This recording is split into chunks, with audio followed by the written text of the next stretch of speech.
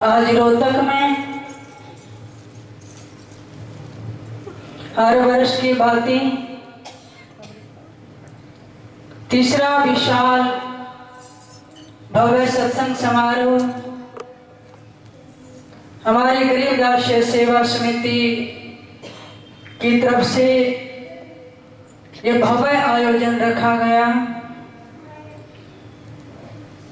परम पूज्य गुरुदेव जी के सानिध्य में प्रातः सदगुरुदेव जी की अमृतमय वाणी का शरीर खंड पाठ प्रारंभ हुआ। उससे पहले वैदिक परंपरा के अनुसार यज्ञ अनुष्ठान में आपने आहुति देकर दिव्य शक्तियों को तृप्त किया। अभी आप सत्संग योग में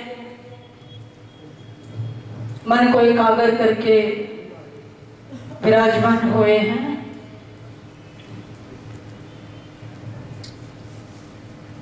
हमारे ग्रंथों में, शास्त्रों में सत्संग की बहुत बड़ी महिमा गाई है,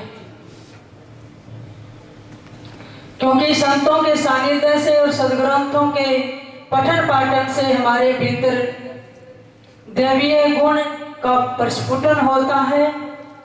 जीवन के प्रति एक नया दृष्टिकोण मिलता है। संतों के पास बैठकर हमारे अंदर ज्ञान की ज्योति प्रज्वलित होती है। जैसे एक जलते हुए दीपक के पास हजारों दीपक प्रज्वलित हो जाते हैं, ऐसे ही ज्ञान पूर्वक संत के सानिध्य में बैठकर हमारे भीतर भी प्रेम की, ज्ञान की ज्योति प्रज्वलित हो जाती है।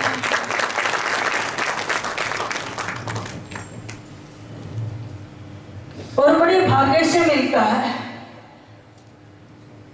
सत्संग के बगैर जीवन में कभी ज्ञान भी नहीं हो सकता, विवेक नहीं जगता है। तुलसी बाबा जी तो लिखते हैं, बिन सत्संग विवेक न होई, राम कृपा बिन सुलभ न सोई। परमात्मा की असीम अनुकंपा होती है जब आप सत्संग में आकर बैठते हैं। उनकी कृपा बिना सत्संग सुलभ नहीं होता है। और फिर आप कहेंगे सत्संग से मिलता क्या है? अब ना कुछ भी लेना चाहोगे ना, तब भी आपको जबरदस्ती मिलेगा। क्यों? कबीर साहब कहते हैं, कबीरा संगत साध की जो गंदी का बाश, जो गंदी कुछ दे नहीं तो भी बाश Subash. Kabira says the company of Sant is like being to a performer close. Though the performer no presence make, yet the pleasant fragrance breathe the nose. अगर एक इत्र बेचने वाले के पास आप बैठे हैं, उससे खरीद भी नहीं रहे, लेकिन फिर भी आपको सुगंध तो फ्री में मिलती है। वो ना भी दे सुगंध, लेकिन फिर भी आपको सुगंध मिलेगी। इसलिए आप यहाँ भले ही कुछ ना चाहने के लिए बैठे हैं, लेकिन फिर भी संत अपने स्पर्श से, दृष्टि से, शब्द से आपको बहुत कुछ दे देते हैं।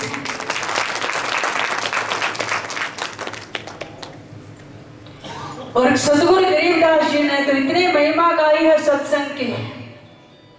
गरीब लखबर सूर्य चूजही, लखबर सावंत दे, लखबर जति जहान में जब सतगुरु संगत ले। देखो कितनी बड़ी बात कही है। लखबर सूर्य जूझही, लाख बार सूरवीर होकर अपने देश के लिए अपने प्राणों का बलिदान कर जाए, शीश कटवा जाए। लखबर सावंत देहे, लाख बार समर्थ देह मिल जाए। कैसी? हनुमान जैसी समर्थ देह, अश्वत्थामा जैसी समर्थ देह, कालभूषणी जैसी समर्थ देह मिल जाए लाख बार। लेकिन लखबर सूर्य जूझही, लखबर सावंत देह, लखबर जति जहान में, लाख बार इस संसार में जति का शरीर मिले। अत्रि ऋषि दत्तात्रेय जी, लक्ष्मण जी, ये यति और जति थे। लेकिन जब सतगुरु संगत ले, जब जीवन में सतगुरु की, पूर्ण गुरु की संगत मिल जाए तो इसके बराबर नहीं है। ऐसा नहीं है कि ये कुछ नहीं, शूरवीर भी बहुत कुछ, उसकी बड़ी महिमा है, यति और जति की बहुत बड़ी महिमा है, समर्थ देह वाले की बहुत बड़ी महिमा है। लेकिन प्यारे, 2 मिनट अगर किसी पूर्ण गुरु की नजरों के साए के नीचे बैठ गए, वो सुख स्वर्ग और मोक्ष के बराबर भी नहीं है। लिखा है तुलसीदास जी ने रामचरितमानस में, कहते हैं तुलसी बाबा, स्वर्ग और मोक्ष के सुख भी एक पलड़े में रख दिए जाएं और सत्संग का एक क्षण उसके बराबर रख दिया जाए तो भी उसके समान नहीं है। उसके बाद सत्संग में हमें योग, ज्ञान और भक्ति का जो ओरिजिनल ज्ञान है वो मिलता है। कैसे? कबीर साहब कहते हैं, कबीर तन थिर मन थिर वचन थिर सुरत निरत थिर होए, कहें कबीर ए पलक को कल्प न पावे कोए। हमारा तन स्थिर होता है योग करने से, हमारा मन स्थिर होता है मंत्र का जाप करने से, हमारी बुद्धि शांत होती है ज्ञान से, हमारा चिंत का चिंतन अच्छा बनता है ध्यान करने से, और सुरती नृत्य भी स्थिर होती है इटर्नल मेडिटेशन से। और जिसका तन मन बुद्धि सुरती नृत्य जिस पल एक हो जाएगी, कहते हैं उस कल्प को कोई पार नहीं पा सकता है। तन में कैसे स्थिरता आए? थोड़ा सा योग किया करो। सत्संग भी एक योग है। अगर सही शरीर आपका सही नहीं है तो आप सत्संग में नहीं बैठ सकते हैं। स्वस्थ शरीर नहीं है, सत्संग में मन नहीं लगेगा, आप सेवा नहीं कर सकते हैं और सुमरण करने के लिए भी नहीं बैठ सकते हैं। इसका मतलब पहला सुख निरोगी काया। शरीर कैसे निरोग होगा? प्रातः उठ के थोड़ी देर, आधा घंटा, 1 घंटा या 20 मिनट भी अगर आप थोड़ा सा क्रियाएं, योगासन करते हैं, प्राणायाम करते हैं, मेडिटेशन करते हैं, पूरा दिन आप प्रफुल्लित रहेंगे, आपको पॉजिटिविटी महसूस होगी। योग कहते हैं आत्मा का परमात्मा से मिलन, सुरती का शब्द से मिलन। योग के 8 प्रकार हैं, यम, नियम, आसन, प्राणायाम, प्रत्याहार, धारणा, ध्यान और समाधि। जब आप सत्संग में आना शुरू करेंगे, आपके जीवन में एक दिनचर्या भी आ जाएगी। सुबह ब्रह्म मुहूर्त में उठने लग जाएंगे, आप अंतः बाह्य स्वस्थता को शुरू कर देंगे, आप में ब्रह्मचर्य आएगा, आप झूठ नहीं बोलेंगे, चोरी नहीं करेंगे, इंद्रियों का निग्रह आने लग जाएगा। तो ये योग के 8 प्रकार हैं। और योग के 8 अष्टांग योग हैं, एक योग के प्रकार हैं, ज्ञान योग, भक्ति योग, कर्म योग, मंत्र योग, सहज योग, राज योग, हठ योग, ये योग के प्रकार हैं। उसके बाद प्राणायाम है, जो हमारा प्राण है, श्वास है, इसकी एक्सरसाइज। भस्त्रिका है, श्वास लेना छोड़ना, और कपालभाति है, केवल श्वास बाहर की तरफ छोड़ देना, नाभि अंदर की तरफ संकुचित होती है। या अनुलोम विलोम, नाड़ी शोधन प्रक्रिया, उज्जाई है, शीतकारी है या भ्रामरी है, इससे प्राण की एक्सरसाइज होती है। फिर मुद्राएं हैं, 5 तो महामुद्रा हैं, खेचरी, भूचरी, चाचरी, अगोचरी, उन्मनी। लेकिन कुछ और मुद्राएं हैं, हस्त मुद्राएं हैं, जैसे वरुण मुद्रा, पृथ्वी मुद्रा, सूर्य मुद्रा, वायु मुद्रा, ज्ञान मुद्रा, प्राण मुद्रा, अपान मुद्रा, कर्ण मुद्रा, ये सारी मुद्राएं हैं। उसके बाद बंध हैं, नीचे एडी लगाकर बैठते, मूल बंद, मूलाधार चक्र में। नाभि में उड़ियन बंद, ठोडी को श्वास रोककर गले में लगाते, जलंधर बंद। जब तीनों को एक साथ लगाते तो महाबंद है। आप कहेंगे इससे क्या लाभ होगा? इससे बहुत बड़ा लाभ होगा। आपके शरीर की धीरे धीरे एक साधना की पोजीशन बनने लग जाएगी। क्यों? सीधा बैठोगे, आपकी मेरुदंड जो स्पाइनल कार्ड है वो स्ट्रेट होने लग जाएगी। 90 डिग्री पर जब आपकी स्पाइनल कार्ड सीधी होने लगी, आपकी सुषुम्ना नाड़ी चलने लग जाएगी। फिर आप मंत्र जाप करोगे ना, बहुत आनंद आएगा। और ये योग से संभव है। तो ऐसे सीधा बैठना शुरू कर दें, थोड़ी देर एक्सरसाइज करें, थोड़ी देर प्राणायाम करें, और फिर बैठकर श्वास में जो अपने गुरुदेव ने मंत्र बताया है सुरति और नृत्य से जाप करें। सुरति नृत्य क्या है? हमारा जो दायां स्वर है ये सुरति है, जो बायां है ये नृत्य है। श्वास अंदर जाता है, श्वास बाहर आता है। इसकी दो क्रिया, इसको श्वास और उश्वास कहते हैं। खाली प्राणायाम मत करिए, केवल श्वास तोड़ना है, व्यर्था जा रहे हैं। प्राणायाम भी करो तो उसके साथ भी सुमरन करो। श्वास अंदर गया तो नाम कहते हुए, श्वास बाहर आया तो नाम कहते हुए, ये सहज प्राणायाम बन जाएगा। और फिर आप जैसे इस सत्संग में बैठे हैं ना, सीधे बैठे, मन भी लग रहा है, बुद्धि भी स्थिर है, चित्त भी शांत है, और सुरति नृत्य भी टिकी हुई है। और सत्संग के बिना इंद्रियों में संयम नहीं आता है। और इसको छोड़कर आप अगर कोई भी उपाय करते हैं तो सतगुरु गरीबदास जी महाराज लिखते हैं, गरीब सतगुरु संगत छाड़ कर कोट जन्म तप कीन, इंद्रिय क्रम ना मोक्ष हो यमराय के अधीन।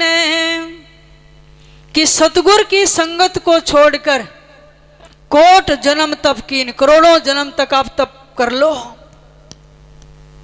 लेकिन इंद्रिय कर्म ना मोक्ष हो। जो हमारी इंद्रियां है ना, 5 ज्ञान इंद्री, 5 कर्म इंद्री, इनसे हर पल कर्म होते रहते हैं। एक क्षण भी इस संसार में हम बिना कर्म किए नहीं रह सकते हैं। अगर इनके कर्मों से मुक्त नहीं हुए तो यमराज के दरवाजे पर जाना पड़ेगा, वहां की टिकट कटेगी, कोई नहीं बचा सकता।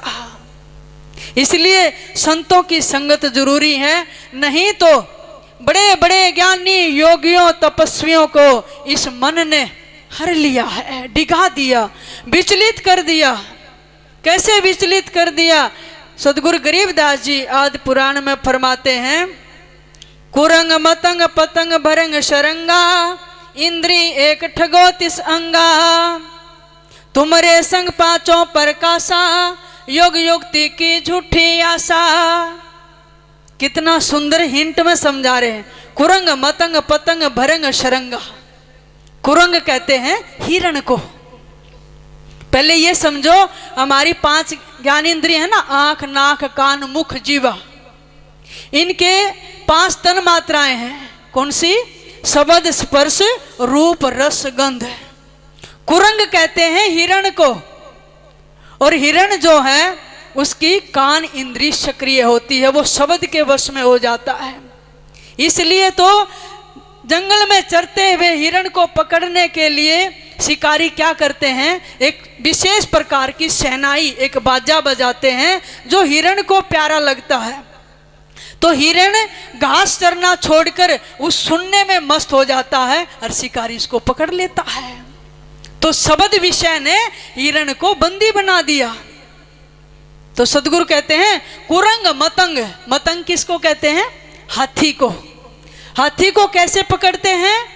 जंगल में एक गड्ढा खोदकर और उसके पतले पतले डंडों से एक छत बना के ऊपर मिट्टी डाल के घास उगा देते हैं, और वहाँ से जो पड़ाई हुई हथनी होती है उसको खड़ा कर देते हैं। और हाथी में काम जो है वो प्रबल होता है, वो उसके स्पर्श को करना चाहता है।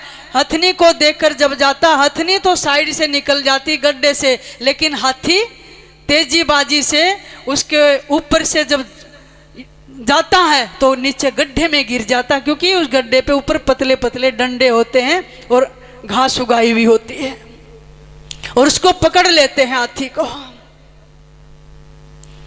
फिर सतगुरु कहते हैं कुरंग मतंग पतंग, पतंग होता है ना, रात को जब आप लाइट जलाते हैं तो पतंगे उड़ उड़ के लाइट पे आते हैं, उनको रूप जो है वो आकर्षित करता है।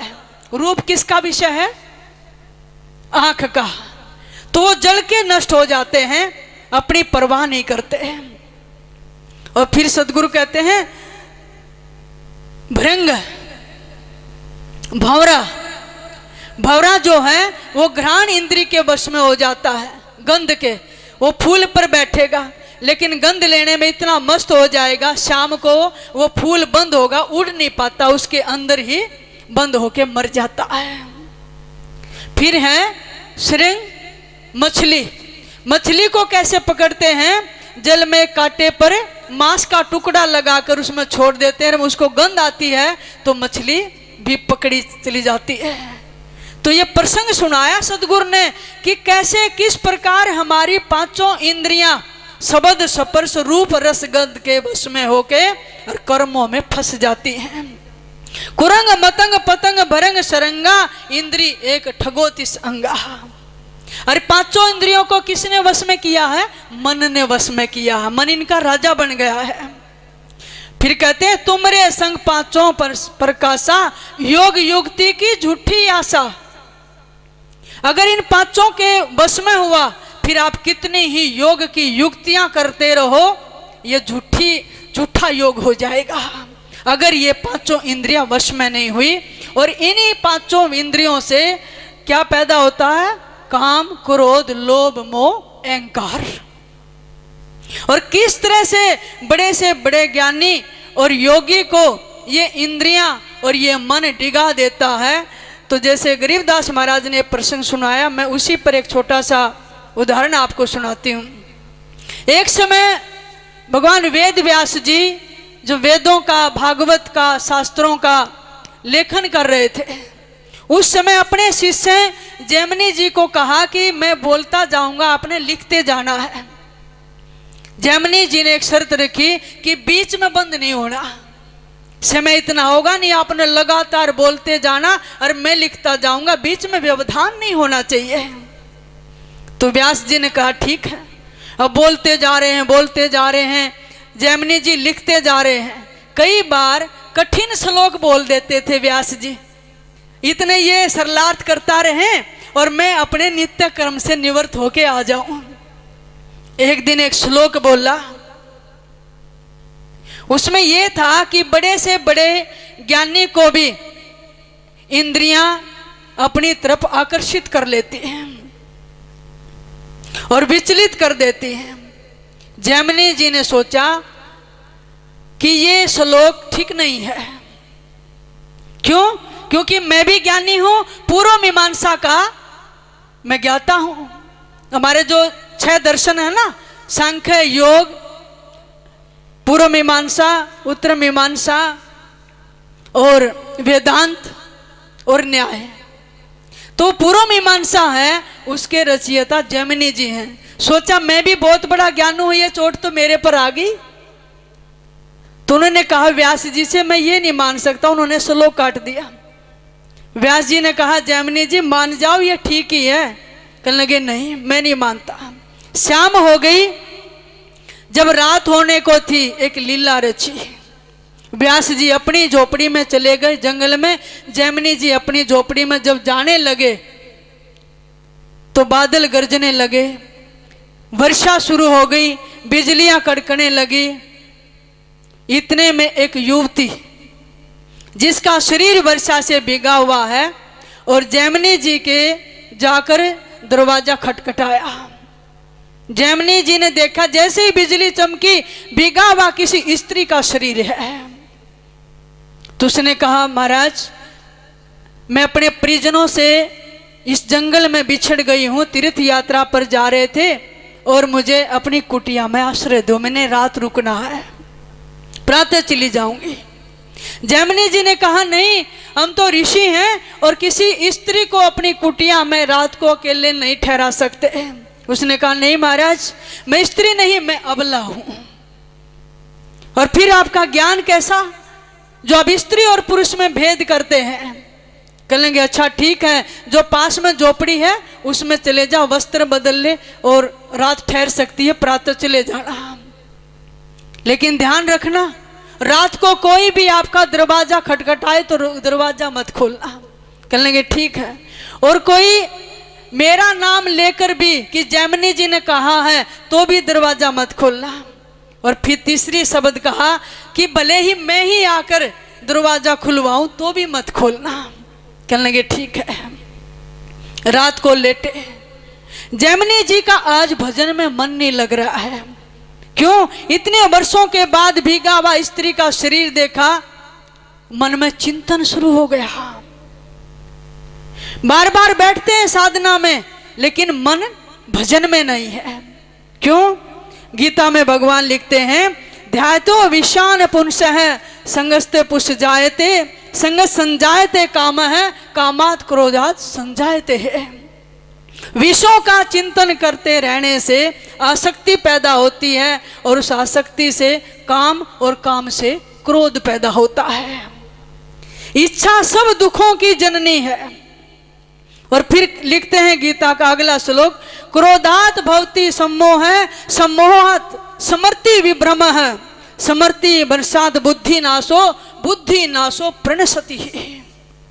क्रोध से फिर मोह पैदा होता है, मोह से समर्ति में भ्रम पैदा होता है, और समर्ति में भ्रम पैदा होने से बुद्धि का नाश होता है, और बुद्धि का नाश होने से प्राणी ही नष्ट हो जाता है। आसक्ति पैदा होगी जैमिनी जी के। बैठते हैं बार बार, मन नहीं लग रहा, स्त्री का चिंतन शुरू हो गया। भीगा हुआ शरीर देख लिया, मन ने बहुत प्रबलता पकड़ी, इंद्रियां वश में नहीं रही। रात को जाकर दरवाजा खटखटा दिया। उसने कहा कौन? कहेंगे दरवाजा खोलो। नहीं, मैं नहीं खोलूंगी, जैमिनी जी ने मना किया है। कहेंगे मैं जैमिनी ही बोल रहा हूं, दरवाजा खोलो। दरवाजा नहीं खोला, बाहर खड़े रहे। कहने लगे जैमिनी जी भी मना करके गए, दरवाजा नहीं खोलना। छत के ऊपर चढ़ गए जैमिनी जी, छप्पर पाड़ा, उसके डंडे हटाए और नीचे कूद गए झोपड़ी में। इस मन और इंद्रियों की प्रबलता को देखिए, बड़े बड़े ज्ञानी और योगियों को कैसे ठगते हैं। जब कूद गए, कहने लगे आप भी युवती, मैं भी युवक हूं, और दोनों विवाह कर लेते हैं।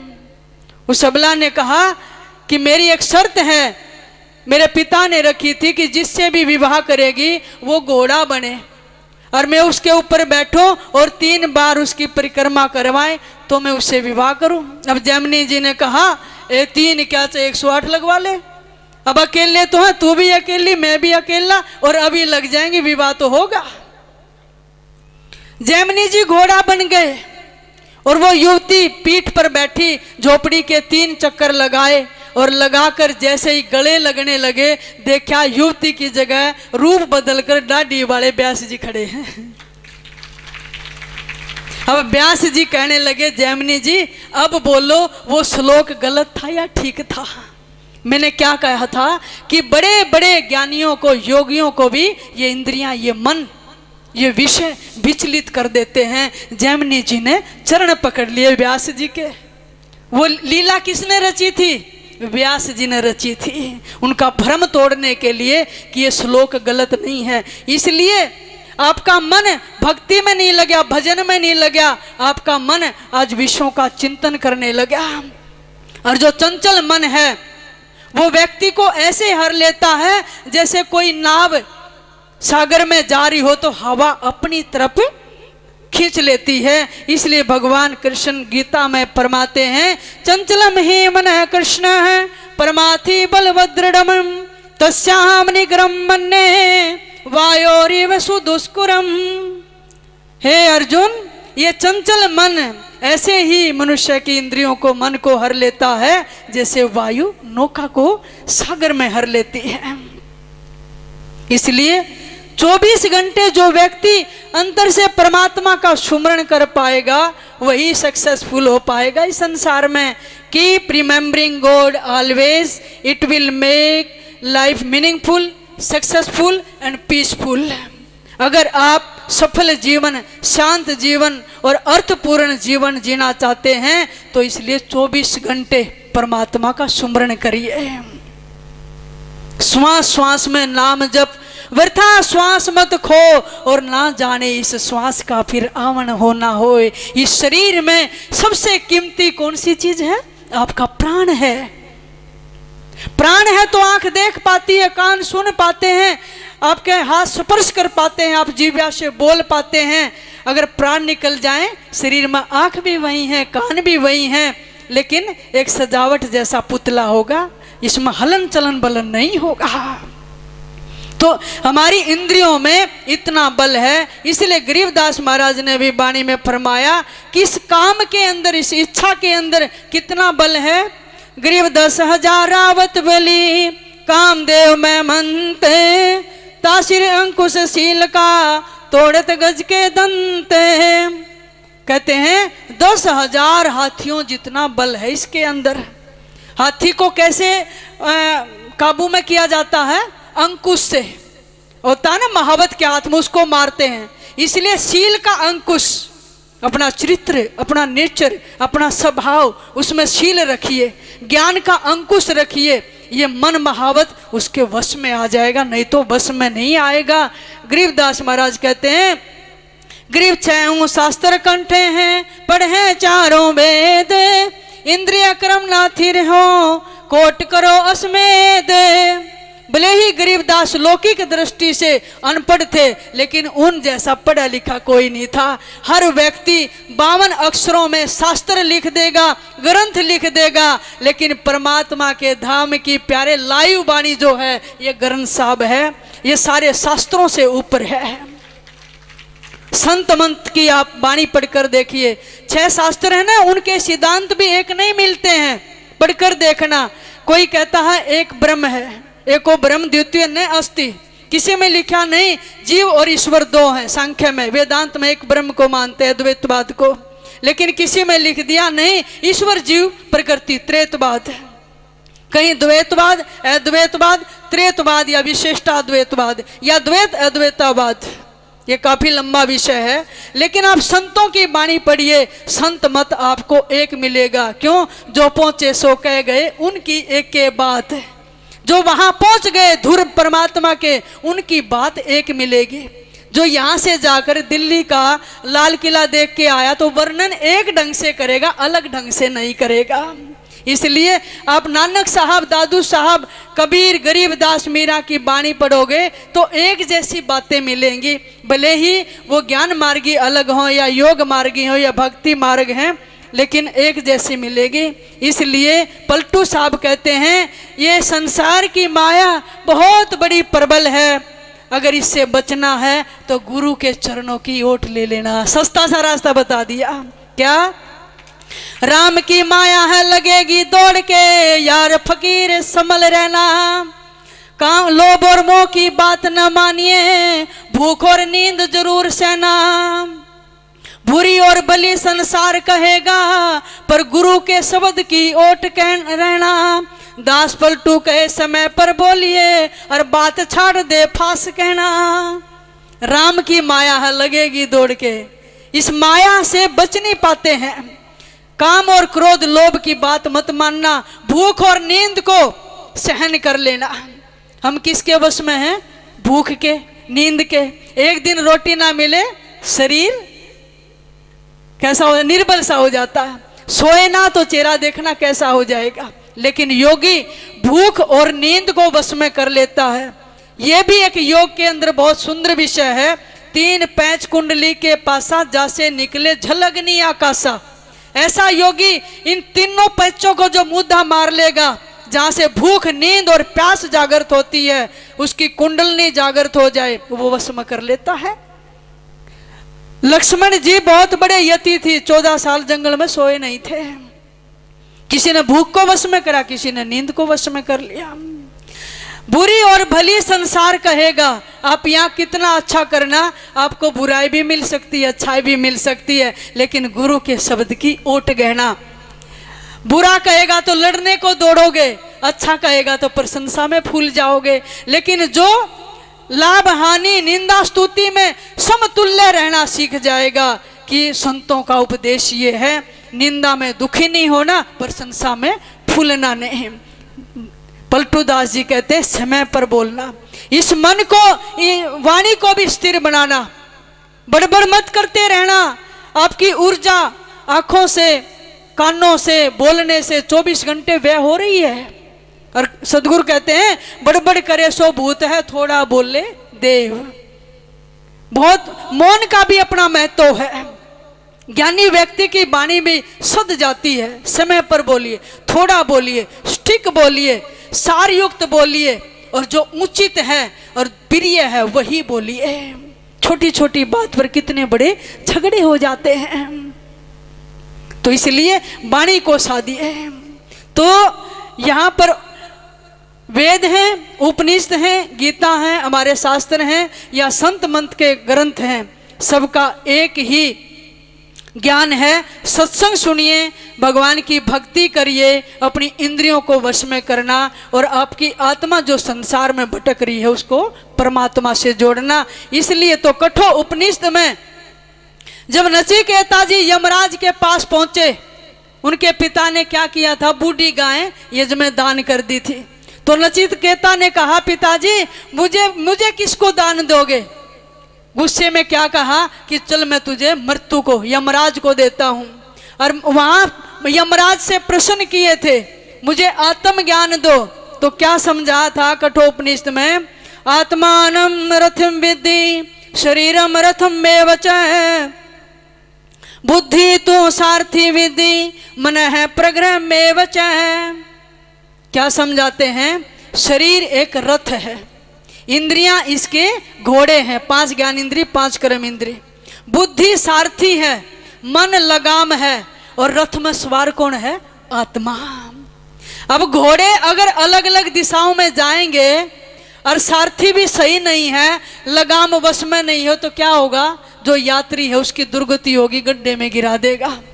लेकिन घोड़ों को भी दिशा मिली हुई है, और बुद्धि रूपी सारथी भी सही है, और लगाम भी सही हाथ में है, तो क्या होगा, यात्री कुशल यात्रा पर अपने गंतव्य पर, अपनी मंजिल पर पहुंच जाएगा। इसलिए प्यारे, आपकी इंद्रियों को, आपके मन को, आपकी बुद्धि को एक दिशा दी जाती है, ताकि आपकी आत्मा इस संसार में भटके ना।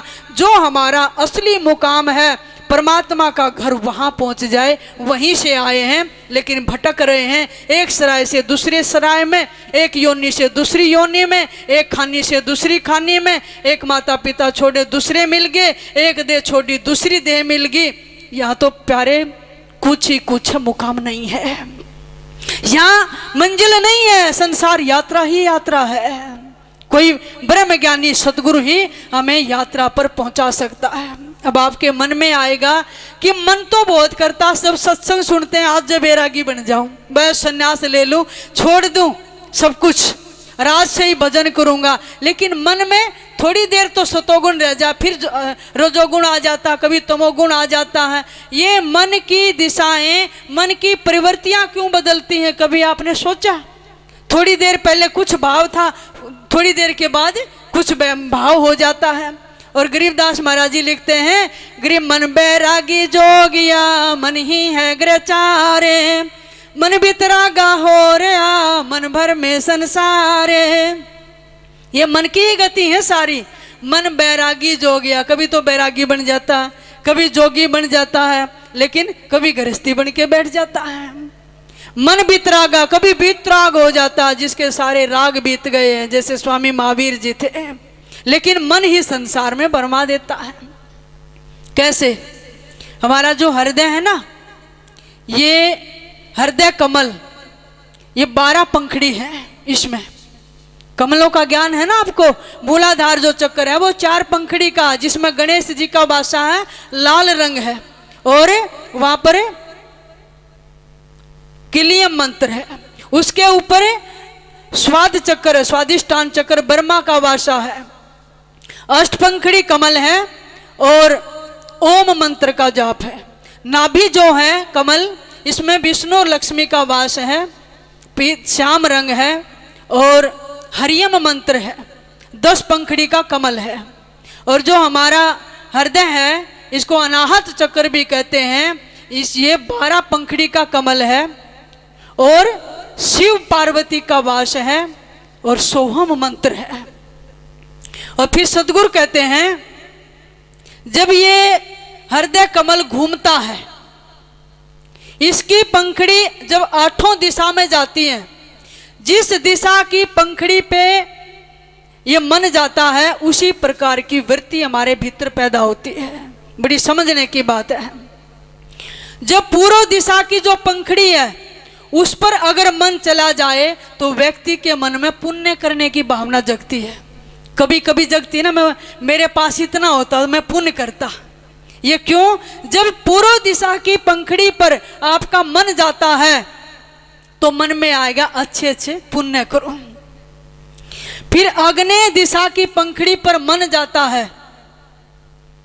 आग्नेय दिशा कहते हैं पूर्व और दक्षिण के बीच की जो दिशा है, आग्नेय दिशा, इस कोण में मन जाता है तो व्यक्ति को नींद, ऊंघ और आलस आने लग जाएगा।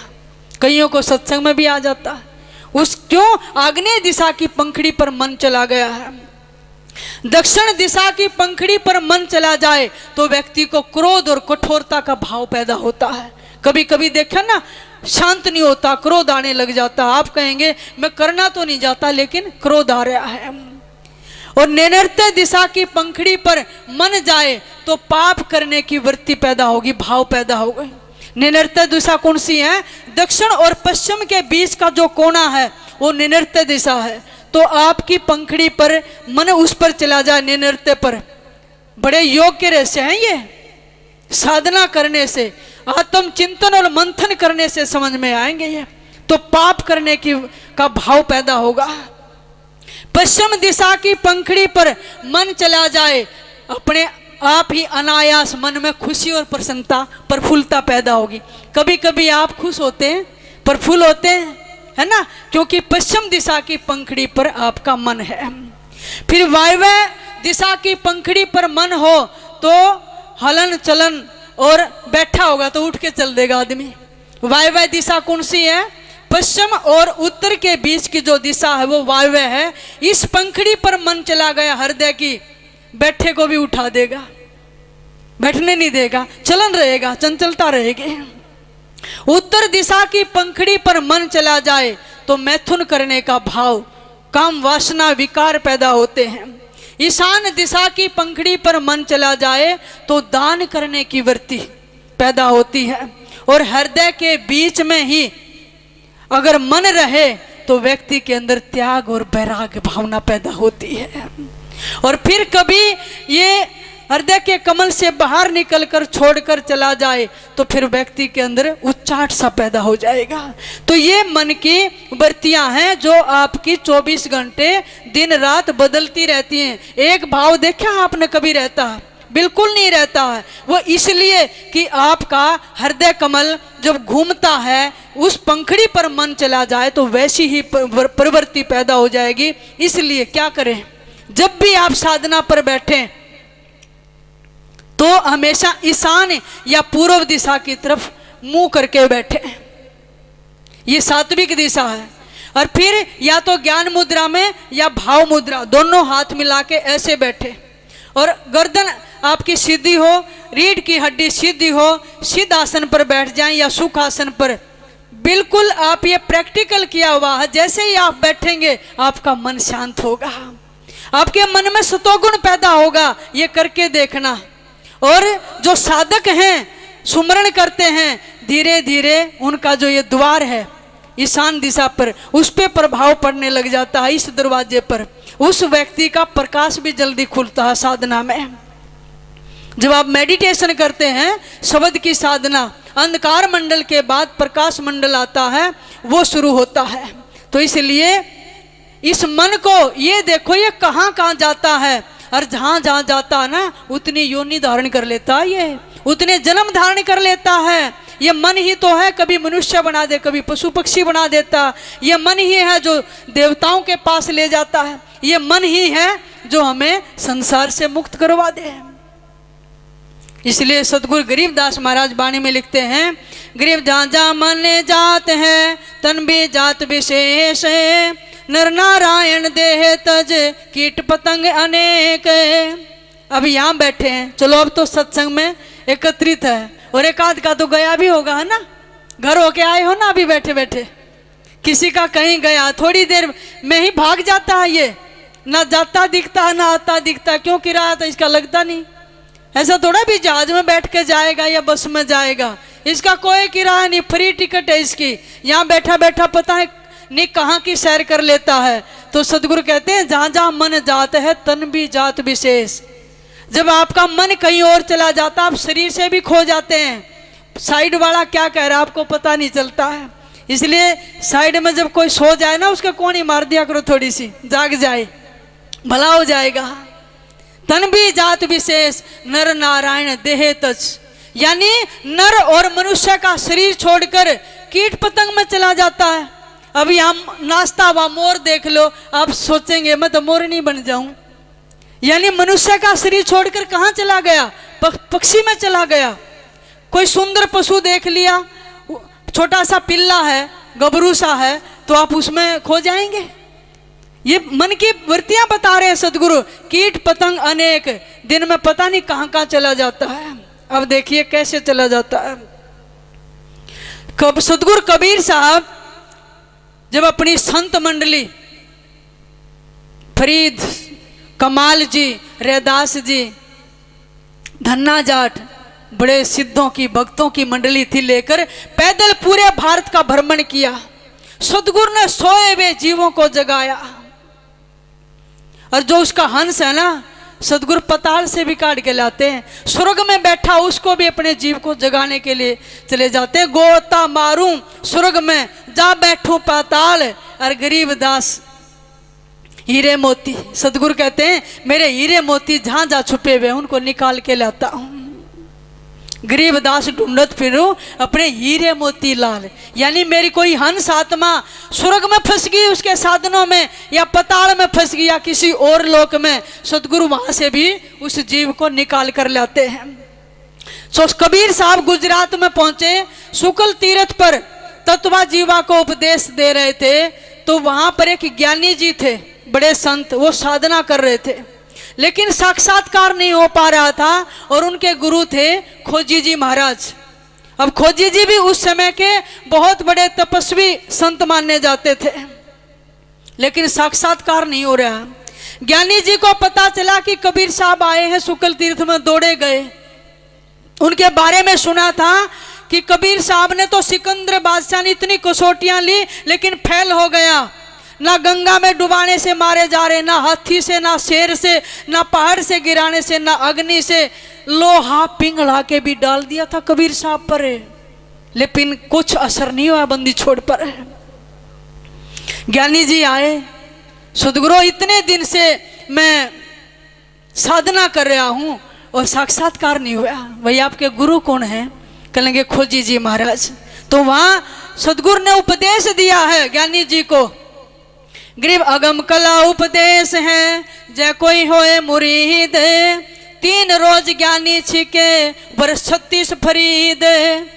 कहते जो संतों का उपदेश है ये अगम कला है, सबके बस की बात नहीं है। जय कोई होए मुरीद, मुरीद कहते हैं शिष्य को। अगर कोई गहन जिज्ञासु शिष्य हो तो वो अगम उपदेश सतगुरु दे सकते हैं। कैसा? 3 रोज ज्ञानी छिके, वाणी में लिखा सतगुरु ने।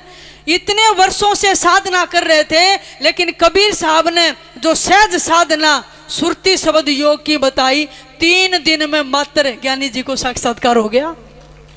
और फरीद जी को 36 वर्ष हो गए थे जंगलों में तपस्या करते करते। उनकी माता ने 3 बार भेजा जंगलों में कि जाओ साधना करके आओ, लेकिन हर बार आते सूख के शरीर पिंजर हो जाता। माँ ने कहा अच्छा पेड़ों के पत्ते खाए, मालिक का खुदा का भरोसा नहीं था। सरोवर का जल पिया, तब भी मालिक पर भरोसा नहीं रहा। पता है शेख फरीद की माँ ने एक काट की रोटी बना के और जेवड़ी सी में पोकर गले में डाल दी थी।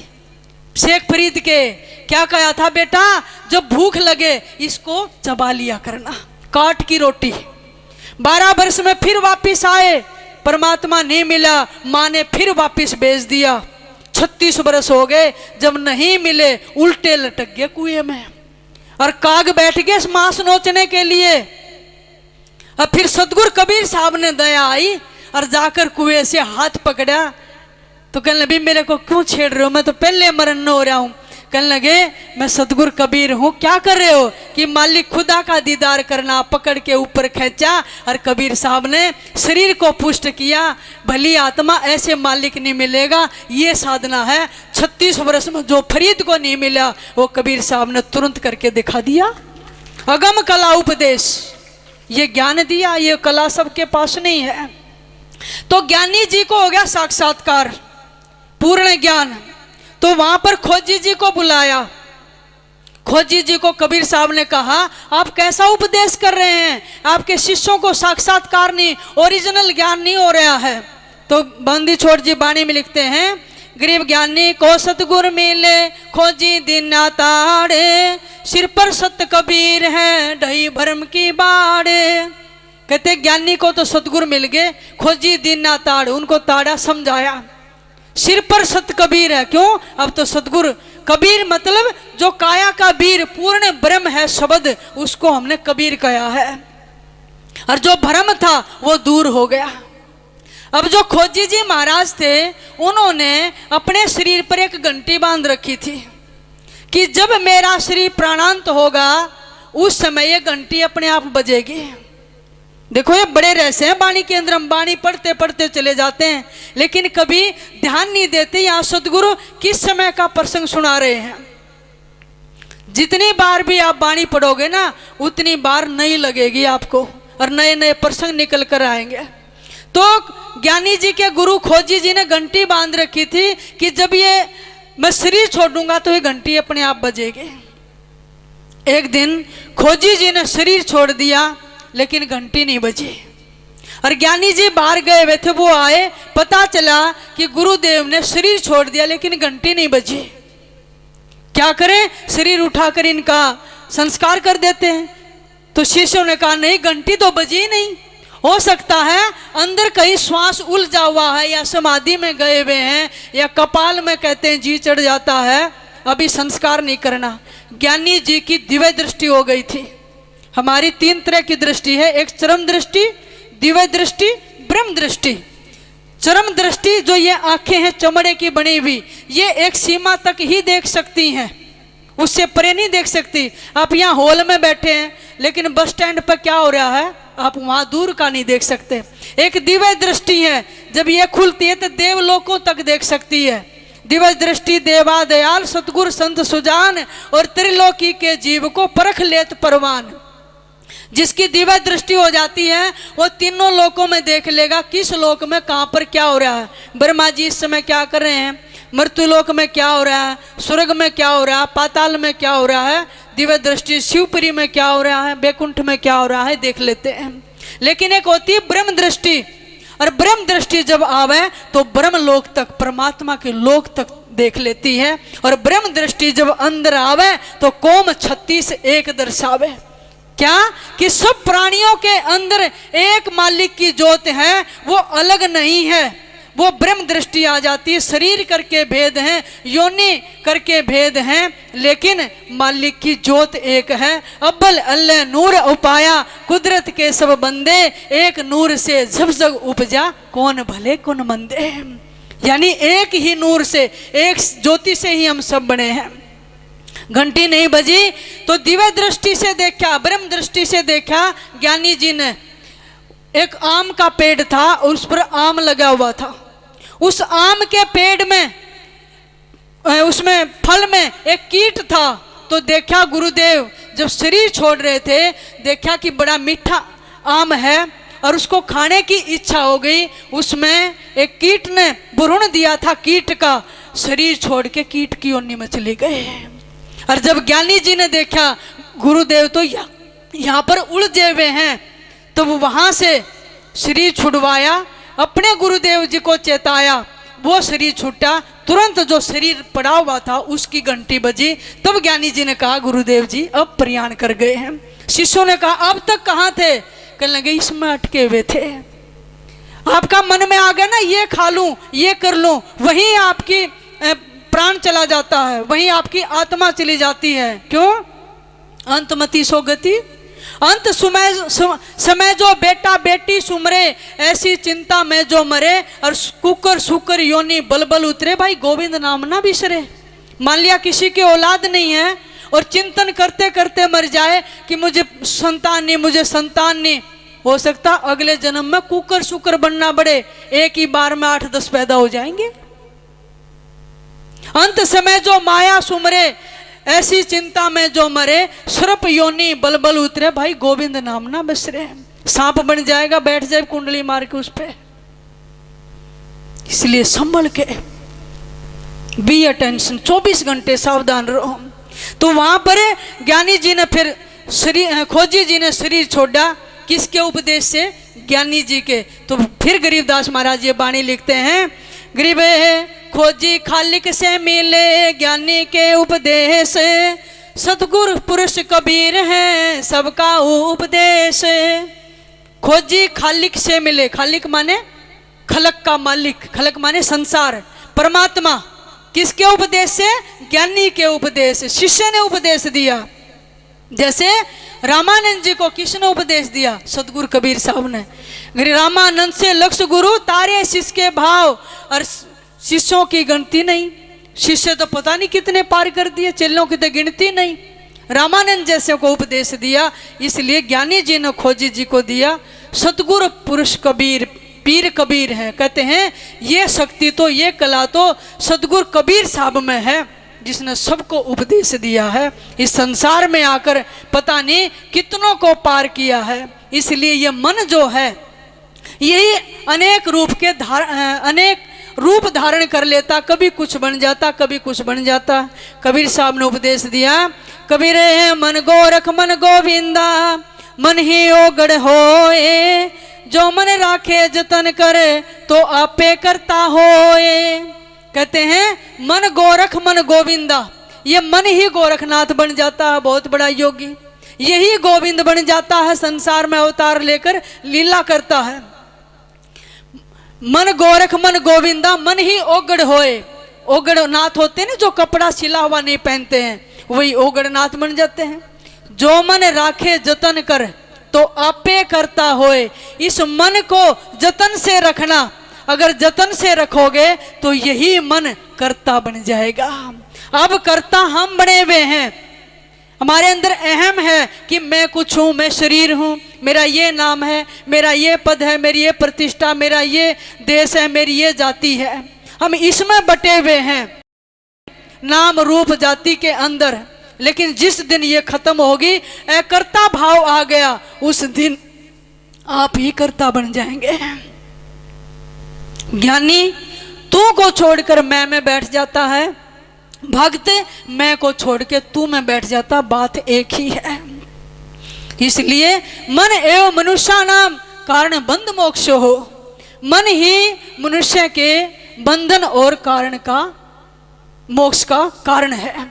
मन ही हमें संसार में बांधे हुए है और मन ही संसार से मुक्त करता, और कोई नहीं बांधता है। और दूसरी बात, ये बंधने का भी हमें भ्रम हो रखा है कि हम बंधे हुए हैं, छुड़वा दो, फंस गए हैं, निकाल दो। कैसे भ्रम है? एक बार एक हाथी बड़ा महावत था, जिसने हाथी का पैर जंजीर से बांध रखा था। इतना बड़ा विशाल काय हाथी, और जंजीर पतली सी होती है। तो एक रागीर ने पूछा कि इतना विशाल हाथी और ये जंजीर पतली सी, इसको तोड़ क्यों नहीं देता, तोड़ के मुक्त क्यों नहीं होता? उन्होंने कहा जब ये हाथी के बच्चे छोटे छोटे होते हैं ना, हम पतली जंजीर से इनका पैर बांधते हैं, ये कोशिश करते हैं तोड़ने की बार बार, लेकिन उसको तोड़ नहीं पाते हैं। जब तोड़ नहीं पाते तो इनके मन में क्या भ्रम होता है कि अब हम इसको तोड़ने में समर्थ नहीं हैं। तो ये भाव उनके अंदर बैठ जाता है। तो बड़े हाथी जब हो जाएं तो भी पतली सी जंजीर से उनका पैर बांधा जाता है, लेकिन तोड़ नहीं पाते हैं। वो भ्रम हो गया। इसी प्रकार हम भी मेरे और तेरे की इस जेवड़ी से बंधे हुए हैं। हम सोचते हैं दूसरे ने बांध रखा, किसी ने बांध रखा। मोर तोर की जेवड़ी और बट बंधा संसार, और दास कबीरा क्यों बंधे जाके नाम आधार है। मेरे और तेरे की रस्सी है जिसमें हम बंधे हुए। जिस दिन मेरा और तेरा ये बट खुल गया, नाम के आधार हो गया, उसको कोई नहीं बांध सकता।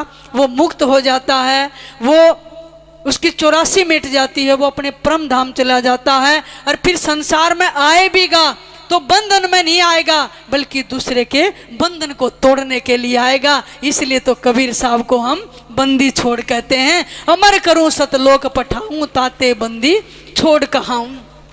कबीर साहब तो अपने परम धाम में चले गए, और जब मुक्त ही हो गए फिर क्यों आए संसार में? संसार में तो वही आएगा ना जिसकी आसक्ति हो, जिसके कर्म शेष रह गए हो, जिसके अंदर भोगों की अभिप्सा रह गई हो, वही तो वापिस आएगा। कबीर साहब क्यों आए, किस लिए आए? गरीब है परमानंद सो परस के उल्टे फिरे कबीरे, 84 तोरण तरन तोड़न जम जंजीरे। परमात्मा को पा लिया, परस लिया, आत्म चैतन्य हो गए। तो कहते हैं 84 तारण तरन, 84 से जीवों को निकालने के लिए सदगुरु कबीर साहब आए थे, जम की जंजीर तोड़ने के लिए। तो इसलिए संतों ने ये सत्संग का आयोजन रखा है। इस सत्संग में हमारे सुंदर भाव जगे, मन हमारा वश में हो, और हम सारे ज्ञान की स्थूरी को समझ जाएं। हम आत्म चैतन्य स्वरूप हैं। हम बंधन में अपने वासनाओं, इच्छाओं, अभिप्साओं के कारण बंधे हुए हैं। लेकिन जिस दिन ज्ञान की ज्योति जल गई, उस दिन आप भी निर्बंध हो जाओगे। समय काफ़ी हो गया, मैं एक भजन बोलूँगी, साथ साथ बोलना। गोविंद गोविंद गाओ मन मेरा, सतगुरु नाम सुमरना। गोविंद गोविंद गाओ मन मेरा, सतगुरु नाम गाओ सभी मिलके। गोविंद गोविंद गाओ मन मेरा, सतगुरु नाम आठ पहर हजूरी में रहना, आठों पैर हजूरी में रहना, कबू नहीं बिसरना, सतगुरु नाम सुमरना। गोविंद गोविंद गाओ मन मेरा, गोविंद गोविंद गाओ मन मेरा, सतगुरु नाम सुमरे। माइक की आवाज करें भाई। कल कल्पना दूर कर डारो, सतगुरु देवे जरना। कल कल्पना दूर कर डारो, सतगुरु देवे जरना। रोम रोम में आप विराजे, रोम रोम में आप विराजे, क्या जीवन क्या मरना, सतगुरु नाम सुमरना। गोविंद गोविंद गाओ मन मेरा, गोविंद गोविंद गाओ मन, सतगुरु नाम सुमरना। आठों पैर हजूरी में रहना, आठों पैर हजूरी में रहना, कबू नहीं बिसरना। शील संतोष विवेक विचारो, क्या दुखड़ा सिर धरना। शील संतोष विवेक विचारो, क्या दुखड़ा सिर धरना। पूर्ण पुरुष मिले अविनाशी, पूर्ण पुरुष मिले अविनाशी, साचे गुरु का शरणा, सतगुरु नाम सुमरना। गोविंद गोविंद गाओ मन मेरा, गोविंद गोविंद गाओ मन मेरा, सतगुरु नाम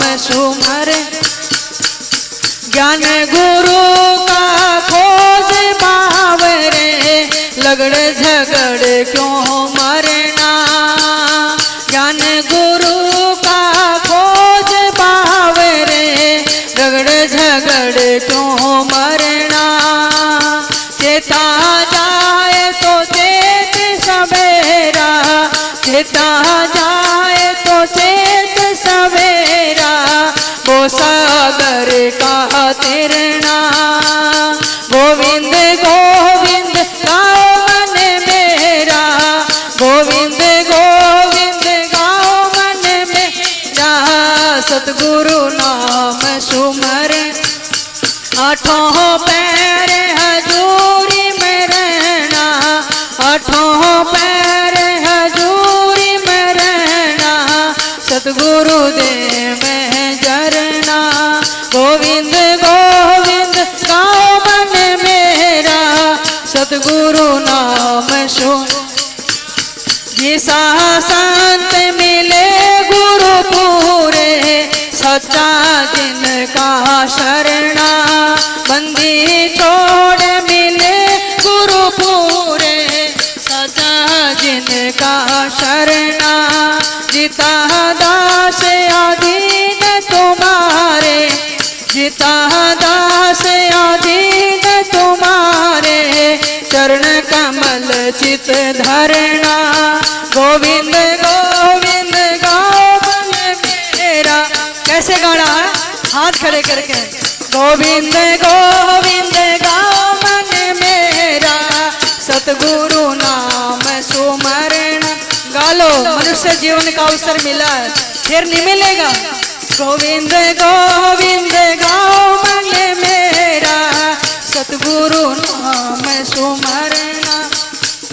साहेब साहेब गाओ मन मेरा, सतगुरु नाम सुमरना। आठों पैर हजूरी में रहना, आठों पैर हजूरी में रहना, कबू नहीं बिसरना।